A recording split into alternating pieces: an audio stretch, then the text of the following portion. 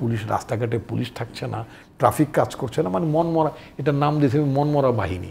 আগে মামলা নিতে গেলে হম্বিতম্বি করতে পারতো, টাকা না দিলে মামলা নিত না, ফাঁসাই দিতে পারতো, পকেটে ইয়াবা গুজে দিয়ে একটা ফলস মামলা দিতে পারতো, বাড়িতে ফোন করে বলতো ছেলেরে ছাড়াইতে হইলে 50,000 টাকা দিয়ে যাও।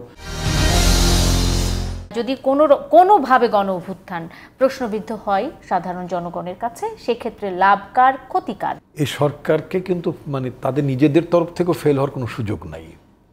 তারা যদি ফেল করেন তাহলে এটা দেশের জন্য, জাতির জন্য ভয়াবহ ক্ষতি হবে, ভয়াবহ ক্ষতি হবে।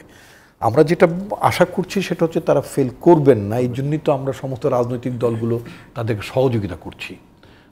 তাদের উপর কিন্তু আমরা কোনো প্রেশারই দিচ্ছি না, মানে যদি খুব রিয়েল সেন্সে বলি তাদের উপর আমরা কোনো প্রেশার, বরং তাদেরকে আমরা শক্তি যোগাচ্ছি, সাহস যোগাচ্ছি, যাতে কোনো কারণে কোনোভাবে একটা প্রতি বিপ্লবের যাতে কোনো প্রেক্ষিত তৈরি না হয়, তাই না?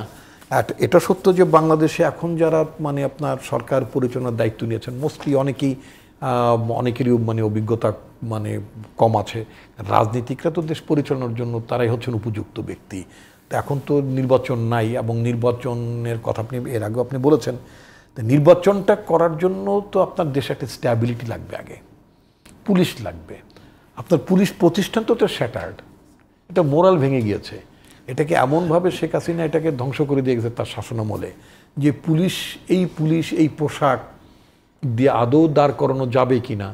এখন তো অনেকে জয়েন করেছে, হয়তো নিচের লেভেলে জয়েন করেছে, অনেক জায়গায় মামলা নেয় না, এটা করে না, পুলিশ রাস্তাঘাটে পুলিশ থাকছে না, ট্রাফিক কাজ করছে না, মানে মনমরা, এটার নাম দিয়েছে মনমরা বাহিনী, মানে মনমরা বাহিনী। এদের মন খারাপ, টাকা কি ঘুষ খেতে পারে না। আগে মামলা নিতে গেলে হম্বিতম্বি করতে পারতো, টাকা না দিলে মামলা নিত না, ফাঁসাই দিতে পারতো, পকেটে ইয়াবা গুজে দিয়ে একটা ফলস মামলা দিতে পারতো, বাড়িতে ফোন করে বলতো ছেলেরে ছাড়াইতে হইলে 50,000 টাকা দিয়ে যাও, ইত্যাদি ইত্যাদি, নাহলে এই মামলা দেবো, এই মামলা দেবো। এই আকাম কুকামগুলো করতে পারছে না।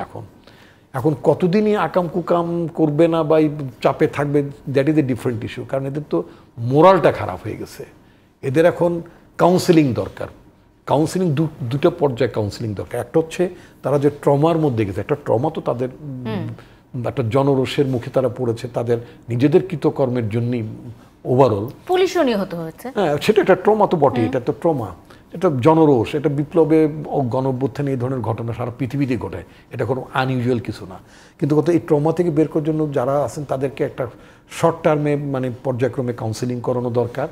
দ্বিতীয় আরেকটি কাউন্সিলিং মানে করানো দরকার, সেটা হচ্ছে ঘুষ ঠুস খাওয়া যাবে না। দেখুন ছেলেমেয়েরা দেয়ালে যে গ্রাফিতি এঁকেছে, সেখানে কিন্তু তারা এই কথাগুলো বলেছে যে কি খেতে এলে ঘুষ মেরে দেবো, ঘুষি না কিরকম একটা, এরকম একটা মানে বাচ্চারা ছোট ছোট ছেলেমেয়েরা লিখছে, অর্থাৎ ঘুষ খেলে ঘুষি মারবে।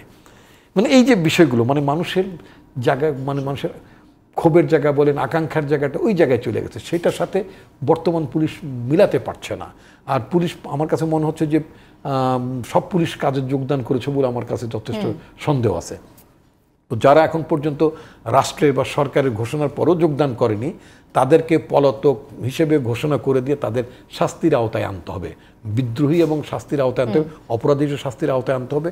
যে সমস্ত থানা থেকে অস্ত্রপাতি কিছু লুটপাট হয়ে গেছে, আমার ধারণা যে সমস্ত লোকজন যোগদান করে নাই, এরাও অনেকে সমস্ত অস্ত্রপাতি নিয়ে যেতে পারে ভবিষ্যতের নাশকতার কোনো কর্মকাণ্ডে, এই পলাতক লোকগুলো জড়িত হয়ে যেতে পারে।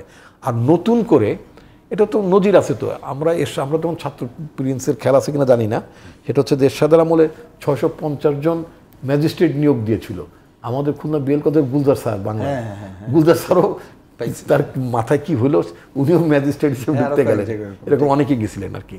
তো যাই হোক, এখন কথা হচ্ছে যে পুলিশ নাই, তো ট্রেডিশনে যে আপনার পুলিশ এইভাবে নিতে হবে তা না। আর্মিতে যেমন আপনার, আমি কথাটা আরও দু এক জায়গায় বলেছি, আর্মিতে আপনার একসময়, এখন বোধহয় নাই, ওদের শর্ট সার্ভিস কমিশন ছিল, আবার রেগুলার কমিশনও ছিল, মানে দীর্ঘমেয়াদ লং সার্ভিস কমিশন, তাই না? Long service commission, short service commission. এখন আর্মিতে বোধহয় শর্ট সার্ভিস কমিশনটা এখন আর বোধহয় নাই।